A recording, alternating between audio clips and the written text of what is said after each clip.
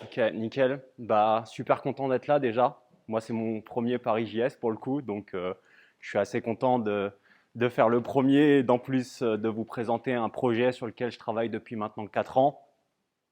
Et donc, bah, mon objectif, ça va être un peu de vous présenter donc, le projet Note Secure dans son ensemble et de vous montrer aussi un peu par le biais d'une démo sur un de nos outils, un petit peu qu'est-ce qu'on va vous apporter en termes, qu'est-ce que Note Secure va vous apporter.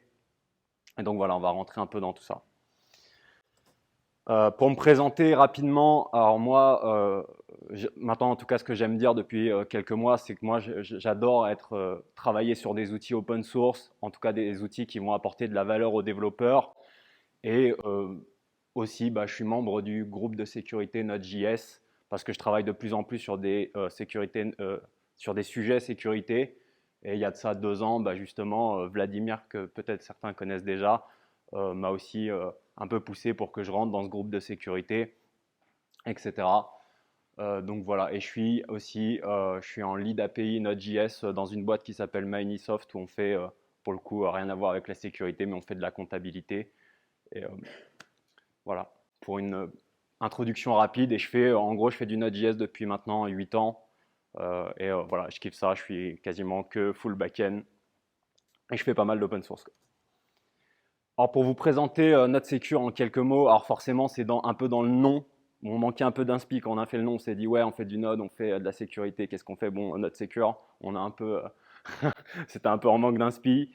Mais forcément, donc un des premiers mots qui nous décrit bien, bah forcément c'est la sécurité, mais la sécurité au sens large. Parce que moi quand j'ai commencé, j'étais une quiche, hein, j'étais un débutant en sécurité, mais en fait le sujet m'a pas mal intéressé, donc je suis rentré dedans.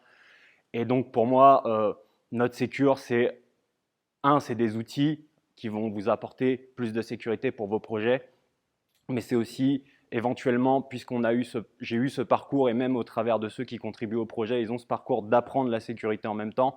On est aussi dans le côté pédagogie et essayer soit d'embarquer des juniors qui veulent faire de l'open source et leur apprendre la sécurité, les sensibiliser à la sécurité en même temps. Et on essaye de faire un peu la même chose avec l'écosystème autour, même en français d'ailleurs, on essaye de produire pas mal de choses en français de plus en plus euh, pour essayer de sensibiliser les gens à la sécurité. Donc on ne se concentre pas juste sur le fait de créer un outil quoi, ou plusieurs outils, on va aussi aller au-delà de ça.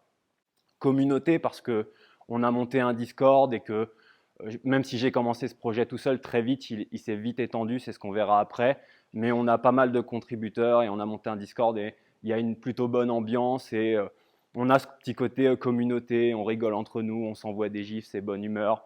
Donc voilà, je trouve ça super important parce que euh, on n'est pas juste sur GitHub, on a aussi tout cet aspect de Discord où on discute entre nous, il y a des interactions, on s'aide et on embarque aussi, je disais, des juniors, etc.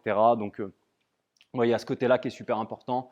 Et forcément, le côté open source, même si en disant open source, on a entre parenthèses le côté positif, mais aussi bon, des fois le côté négatif. C'est-à-dire que bah, forcément, on fait ça sur notre temps libre, en fonction de l'énergie de chacun, etc. Donc ça a tout un tas il y a tout un tas de sujets qui est lié à tout ça. Mais en tout cas, dans tout ce qu'on fait, tout est gratuit, tout est accessible, tout est open source. Donc ça, c'est vachement cool aussi parce que dans l'écosystème Node.js, bah, on a beaucoup d'acteurs comme Snyk, etc. Mais il n'y avait pas forcément d'initiative complètement open source et nous, on vient du coup pour en ajouter une. Alors l'évolution du projet, globalement, moi j'ai commencé il y a 4 ans, à peu près 2019, je ne me souviens plus exactement la date, mais j'étais tout seul sur le projet en 2020. On avait un seul projet qui était un gros monolithe. Euh, et le projet, en fait, il a très vite évolué en 2021. On avait une dizaine de projets et 4 contributeurs core, dont mon cher Tony qui est là au premier rang. Et donc très vite, on a évolué. 2022, donc cette année-là, ça a vraiment explosé avec l'adhésion de pas mal de développeurs français et de plus en plus de contributions et aussi de plus en plus de projets euh, de différents types, on va le voir. Alors Node Secure, c'est tout un écosystème d'outils et de packages. En fait, c'est important. Un des premiers outils que je vais vous démontrer juste après, c'est le CLI, donc le Command Line Interface. Mais en réalité, en fait, il est né de ce projet tout un tas d'autres packages ou d'outils, parce qu'en fait, on a créé tout un gros monolithe et on s'est dit au bout d'un moment, ah tiens, là, ici, on fait de l'analyse statique, mais en fait, ce truc, c'est tellement gros, ça devient quelque chose de tellement indépendant que peut-être qu'on pourrait en faire un projet séparé, parce qu'en fait, il y a plein de gens qui nous disaient, ah ouais, mais ce truc-là, ce serait cool de pouvoir l'utiliser à part. Et donc, on a un peu commencé comme ça, et c'était la slide d'avant où on voyait qu'on passe à 10 projets. C'est parce qu'en fait, on se dit, on découpe notre sécure en plusieurs outils et plusieurs packages, et ça permet aussi derrière, notamment ces packages, on va le voir dans la slide d'après, on a un outil, par exemple, un de ces packages qui s'appelle Vulnera, qui va permettre de récupérer des vulnérabilités selon différentes stratégies, comme par exemple NPM, mais ça peut être aussi Sneak. On a d'autres providers, on avait la DB Node.js aussi jusqu'à peu, mais en fait, aujourd'hui, elle est deprecated, cette DB. Mais on a plusieurs stratégies pour récupérer en code. Donc ça, c'est un exemple de package concret.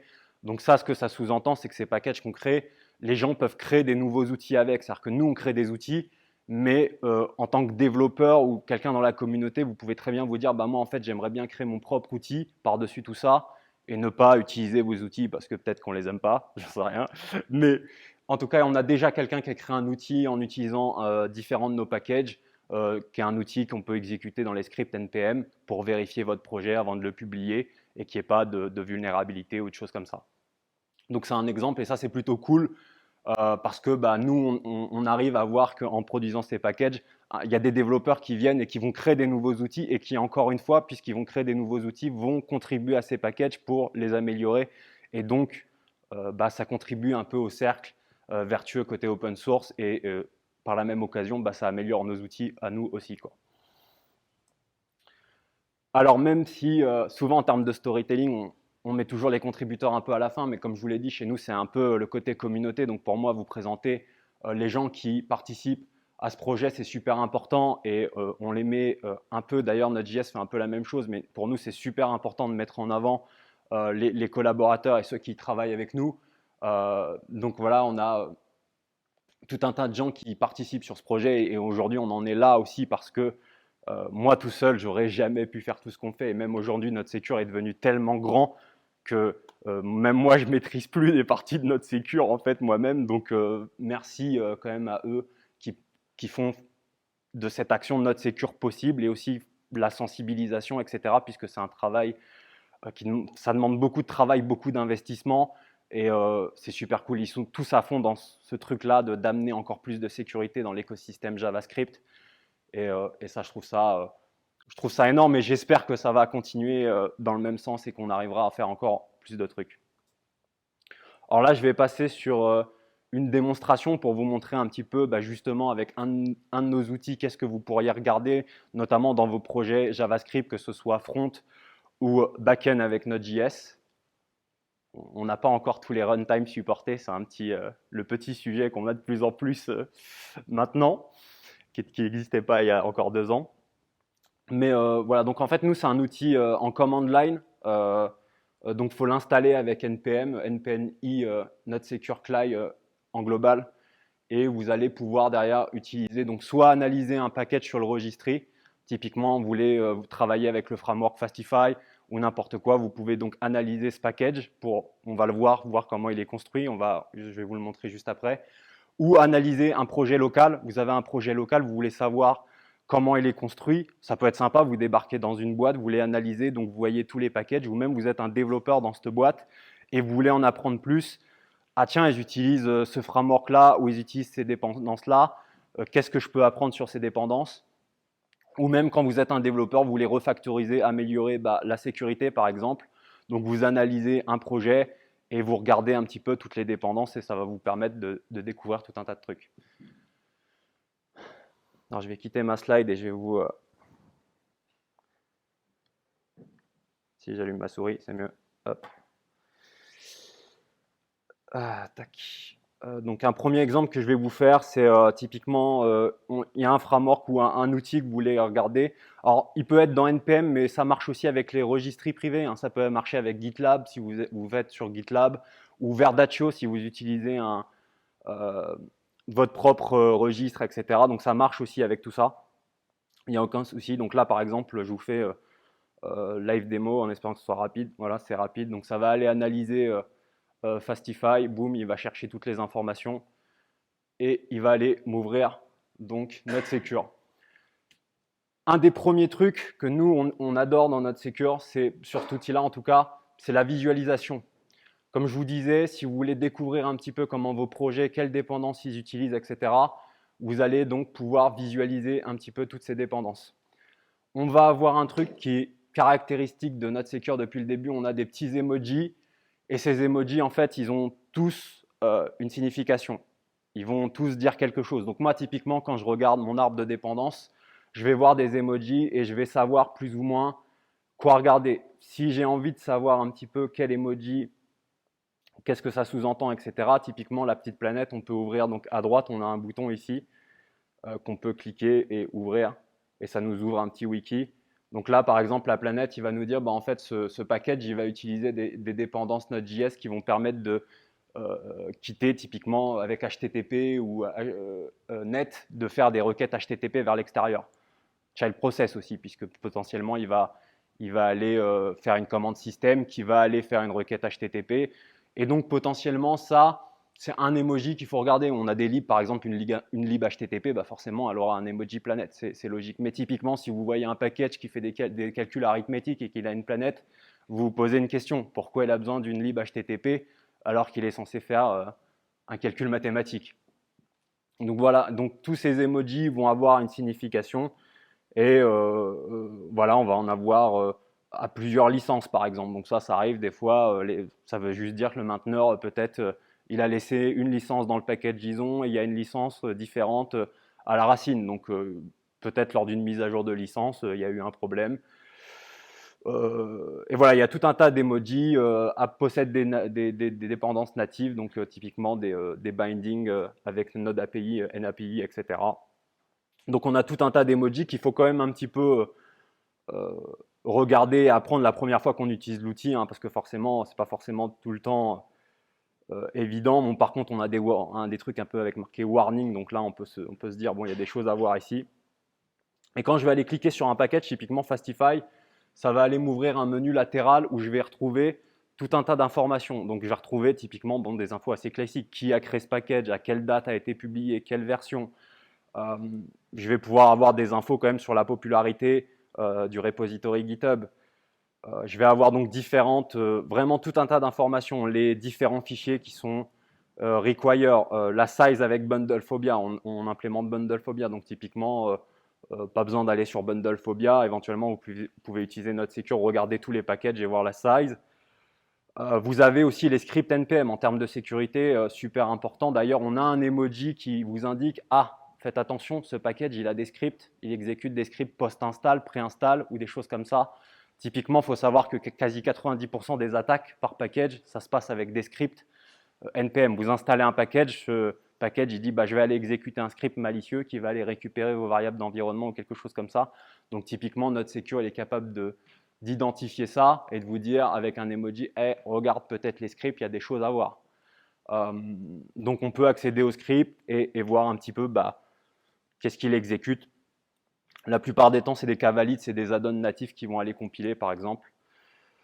Et on va avoir voilà, comme ça tout un tas d'informations. On va avoir aussi tout un tas de warnings qui sont fournis par on a développé un scanner statique open source, donc, où les gens peuvent contribuer. Et on va avoir tout un tas de warnings, typiquement des imports suspicieux. Typiquement, si le gars il essaye de faire des imports de string exa, on va se dire c'est bizarre quand même, c'est pas un cas d'usage très commun, et donc on va vous prévenir. Là, typiquement, il y a un warning qui est information. On a des weak crypto. Mon ami Tony qui a développé cette fonctionnalité-là. Typiquement, faire attention à les packages, ils utilisent MD5. Ça peut être pour une raison valide. Des fois, on utilise MD5 pour faire des hashes encore sur des petits besoins pas forcément importants. Mais typiquement, on peut regarder si c'est dans un de vos projets à vous. Vous arrivez dans un projet, ah, il y a MD5. Vous regardez, ah tiens, c'est un hash de mot de passe. Bon, là, il y a un problème. Donc voilà, ça peut vous donner des informations sur différents patterns qui sont utilisés. Et voilà, ça me détecte aussi les codes offusqués. On a passé pas mal de travail dessus. Donc typiquement, si vous utilisez un outil sur Internet d'obfuscation de code, vous le mettez dans un fichier JS, aujourd'hui, on est capable de remonter obfuscation du code et on est même capable de vous dire, dans la plupart des cas, parce qu'il y a encore un peu de travail à faire dans certains cas qu'on ne maîtrise pas, mais on va maîtriser la plupart, par exemple des JJ en code ou n'importe quoi. On est même capable de détecter du morse parce que ça me faisait kiffer de détecter ça. Ça a été utilisé dans une attaque, mais on sera capable de vous dire, bah là, il y a un code qui a été encodé avec tel outil, enfin offusqué avec tel outil. Et voilà, on a aussi voilà, les licences conformance, donc SPDX, donc si vous voulez savoir les licences qui sont utilisées, etc. On a aussi un bouton qui est désactivé là, qui n'est pas cliquable, mais en gros, c'est les vulnérabilités. S'il en détecte sur un package, en l'occurrence, là, dans le projet, c'est Fastify, donc il y en a pas trop. Mais si on cliquerait dessus, bah, on verrait aussi, typiquement, si vous utilisez NPM Audit, en fait, vous aurez plus ou moins le même résultat que ce que vous avez dans NPM Audit. Sauf que c'est uniquement, là, pour le coup, on n'analyse que les dépendances, donc minus les dev dependencies, ce qu'enlève en réalité 98% de ce que vous avez la plupart du temps dans NPM Audit. Mais vous avez aussi d'autres sources. Typiquement, si vous avez un abonnement sur Snyk, on supporte différentes stratégies. Vous pouvez choisir d'utiliser NotSecure avec Snyk ou d'autres stratégies qu'on a à travers le package Vulnera. Et les gens peuvent en rajouter des nouvelles aussi, puisque tout est open source. Donc, si il y a un autre provider ou quoi que ce soit d'autre, bah, ça peut être contribué et donc utilisé très rapidement dans nos outils.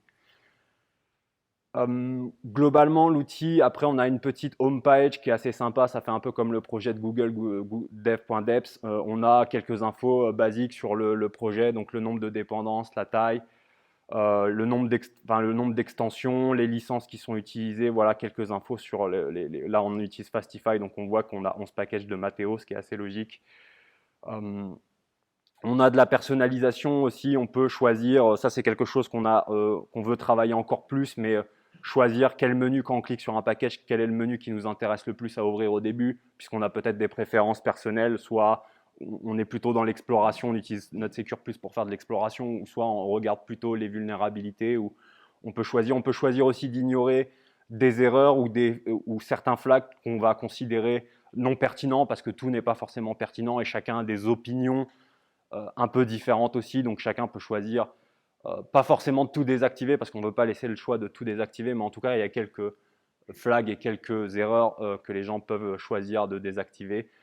Typiquement, les expressions régulières, bah voilà, on a des systèmes de détection, mais ça reste beaucoup de faux positifs. Aujourd'hui, c'est 99% de faux positifs quasiment. Ça reste quand même un warning des fois intéressant, mais certains vont préférer le désactiver. Donc, on travaille aussi ce côté customisation pour que l'outil aussi corresponde aux usages de chacun. Et on a une barre de recherche qui est améliorée, mais typiquement avec cette barre de recherche, vous pourrez filtrer par différents flags, ou par exemple, je vais rechercher par type de module. Par exemple, je me dis, tiens, qui est-ce qui utilise le module VM de Node.js? Et là, donc je vois, il y a deux packages, je peux cliquer, boum, ça m'emmène vers le package et je vais pouvoir voir, bah, ce package, il est utilisé par Pinot et donc voir tout un tas d'informations, quoi. Voilà, ça c'est à peu près tout pour un de nos outils. On en travaille sur d'autres, mais ça c'est notre outil principal. Donc c'est celui sur lequel je travaille depuis 4 ans, qu'on va continuer d'améliorer. Donc vous avez ce côté visualisation qu'on veut continuer à améliorer, continuer vraiment à développer encore plus. Notamment, on veut proposer de la visualisation même au niveau des fichiers, au niveau des requires, c'est-à-dire de pouvoir descendre peut-être même encore plus bas au niveau de certains packages, de pouvoir faire des analyses plus fines. Mais voilà, il y a encore pas mal de boulot et ça nécessite aussi pas mal d'expertise qu'on est en train d'engager à travers les contributeurs qui rentrent dans le projet aussi, puisque tout ça, bah, ça étend encore le scope et donc il faut pas mal de compétences et notamment même en front, en UI, ça rajoute tout un tas de trucs. Je revenais à mes slides. Alors globalement, si vous voulez donc en apprendre plus sur le projet, vous pouvez aller sur la page GitHub. On a déjà pas mal de documentation sur GitHub. On a notamment tous les liens dessus. On a aussi des Getting Started avec donc le lien du Discord, mais aussi des guides, un en français, un en anglais, parce qu'on aime bien aussi avoir tout un tas de ressources du coup en français. Mais voilà, on a un Getting Started qui vous explique bah, si vous voulez rentrer aussi dans le projet ou si vous souhaitez contribuer, comment vous pourriez faire, par quoi commencer. quelque chose d'assez basique. Et on a sur Dev2, on a une page note secure avec tous les articles qu'on a écrits. Donc ça, c'est aussi sympa aussi quand vous voulez en apprendre plus sur le projet, parce que moi, j'écris des articles par version depuis, on va dire, quasiment le début, depuis 3 ans. Donc en fait, vous voyez aussi genre les premières versions. Je crois que ça commence à 0.4.0 et vous voyez donc version par version comment l'outil a évolué. Mais on a aussi des articles plus généralistes quand on a commencé à splitter les outils, à en créer des nouveaux. On a écrit des articles et on commence aussi à avoir des articles de contributeurs du projet qui maintenant commencent à eux aussi écrire des articles sur les outils qu'ils créent et ce qu'ils sont en train de maintenir. Donc c'est aussi ultra cool si vous voulez en apprendre plus sur le projet ou même découvrir un petit peu d'où on vient et comment on en est arrivé là où on en est maintenant. Voilà, c'est tout pour moi. L'objectif, c'était de vous présenter rapidement ce projet-là. Il est encore aujourd'hui, c'est peut-être même un défaut, mais c'est vrai qu'on est aujourd'hui on a fait beaucoup d'engagement au niveau francophone. Je pense que des fois, du coup, on parle beaucoup en français, mais des fois, c'est un peu négatif, on va dire, parce que bon, on a aussi des gens qui veulent contribuer qui ne sont pas français. Donc, ouais, un peu tendance, vu qu'on est une dizaine de Français, il y a une tendance à vouloir tout le temps parler en français, mais bon, voilà. Mais c'est plutôt cool, du coup, pour tous les Français qui veulent venir et tout. Notamment, souvent, la langue, c'est une barrière pour ceux qui veulent se lancer en open source, parce qu'en plus de la technique, des fois, il faut parler en anglais, et puis c'est pas évident, il faut arriver à suivre. Donc, nous, on essaye de mixer un peu les deux et de ne pas être fermé au côté. Forcément, on en profite, vu qu'on est beaucoup de Français, pour expliquer le projet ou que ce soit pour contribuer ou même pour venir discuter du projet ou comment ça s'utilise ou qu'est-ce qu'on va faire, qu'est-ce qu'on va évoluer ou même suivre un petit peu tout ce qui est en train d'être travaillé. Voilà, il y a sur les pages, on a GitHub, etc. On a les liens vers Discord et tout. N'hésitez pas à venir.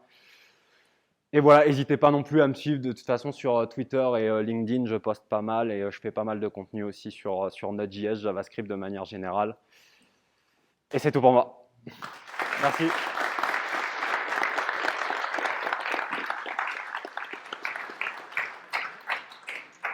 Il y a des questions. Ouais. Ah, on est là. Moi, je te laisse gérer. Ouais, vas-y. Pourquoi ne pas proposer une version en ligne? Alors, en gros, ça a été surtout une question parce que qui dit qu'on est en ligne, qui dit qu'on va hoster quelque chose, et donc vu qu'on est open source, on rentre justement dans les contraintes de l'open source, on va devoir héberger quelque chose. On va potentiellement, si on veut être efficace, et c'est quelque chose qu'on travaille déjà aujourd'hui, on est en train de rentrer dans la logique d'avoir des coûts d'infrastructure parce qu'aujourd'hui, il y a des sociétés qui sont prêtes éventuellement à nous supporter financièrement pour faire ces projets-là. Mais c'est vrai qu'au début, c'était compliqué de dire on met en ligne quelque chose, il faut taper les API, on a des rate limits, donc ça va coûter très cher en termes de back-end. Donc on est plutôt parti sur la logique, on fait une command line et en fait, c'est vous qui faisiez les demandes. C'est vous qui êtes consommateur et donc finalement c'est plus simple de gérer ça, en tout cas nous qui sommes en open source. Donc c'est pour ça qu'on est parti sur ce modèle-là.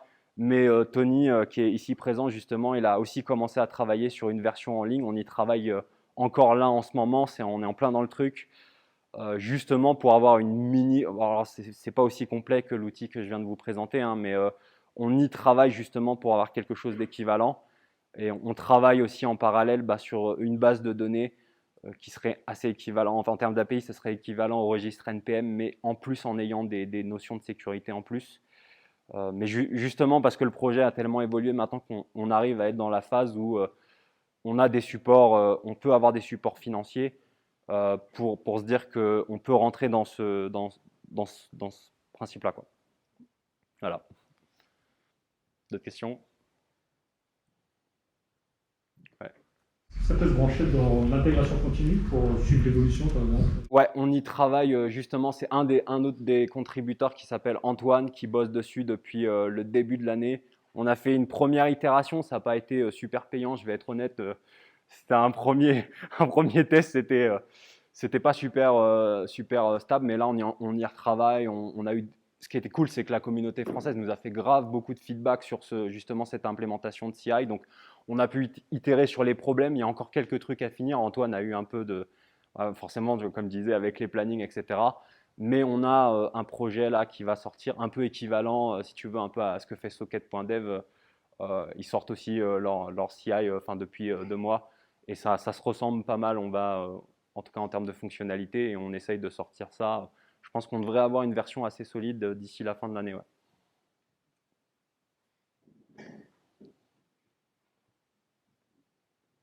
Ouais.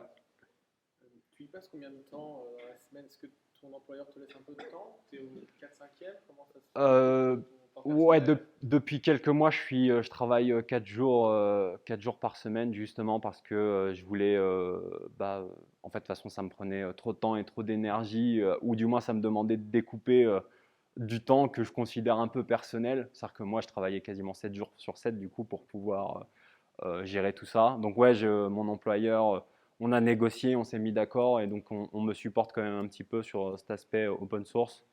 Et je continue de toute façon à développer de ce côté-là pour être de plus en plus disponible. Mais ouais, actuellement, en tout cas, sur tout mon travail, j'estime à ça à peu près 15 heures, 20 heures par semaine, à peu près. Parce que là, il y a notre sécure, mais on travaille aussi sur pas mal d'autres trucs, quoi. Ouais. Et à terme, tu voudrais passer plus de temps, parce que c'est toujours dans l'open source, et à chaque fois, il y a eu la crise de l'open source, entre les modèles de financement, le temps qu'on Mm. a, le gratuit qui est un peu aussi. Ouais, alors mon objectif, moi, c'est clairement de passer plein temps en open source. Enfin, on va pas se mentir, je le disais en début de slide, de toute façon, moi, c'est vraiment ce qui me fait kiffer, et construire des outils open source, etc., c'est vraiment ce que j'aime. Donc, ouais, c'est mon objectif, c'est de passer. Après, il y a toutes les questions, effectivement, comme tu disais, économiques, etc. Mais l'avantage aussi, c'est que j'arrive à un stade aussi, de par mes contributions, par ce que je fais, j'arrive à rentrer dans une négociation avec les entreprises enfin voilà, tu vois, en tout cas, pour pouvoir en vivre ou produire du contenu aussi à côté, c'est ce que j'aimerais faire. Donc voilà. Mais après, ça sera quand même pas facile. Mais en tout cas, ouais, j'ai envie d'y passer plus de temps. C'est déjà un plaisir actuellement, tu vois, d'y passer plus de 15 heures par semaine. Mais j'ai juste envie d'en faire encore plus, quoi. Voilà.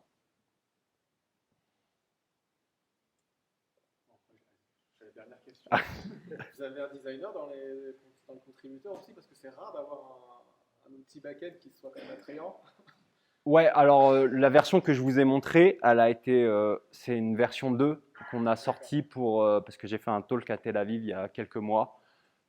Et on a intégré dans nos core collabs un gars qui s'appelle Mehdi, qui a rejoint, et d'ailleurs c'est un très bon exemple parce qu'il y en a qui se disent, ah ouais, si on rejoint notre sécure, faut être un hardcoder back-end, mais en fait c'est pas du tout vrai. Il est venu, c'est un UI designer, un peu un débutant en web dev, et, euh, et en fait, petit à petit, mois après mois, il est rentré dans le projet, il nous a fait des propositions, et il s'est dit, puisqu'on travaillait sur on voulait une nouvelle version, il a monté des maquettes sur Figma qui ont été extraordinaires, enfin, qui ressemblaient beaucoup à l'outil que je vous ai montré.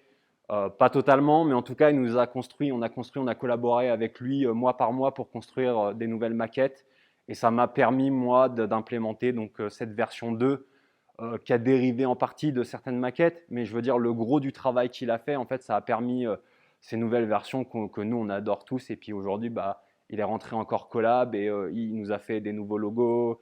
Enfin, tu vois, il travaille avec nous sur la partie UI. Et je trouve que c'est pareil, c'est un super, bah, comme je dis, c'est un super exemple parce que on a beaucoup de gens qui viennent justement et qui nous disent ah ouais, mais moi je suis pas un hardcoder ou je suis pas un tueur en sécu.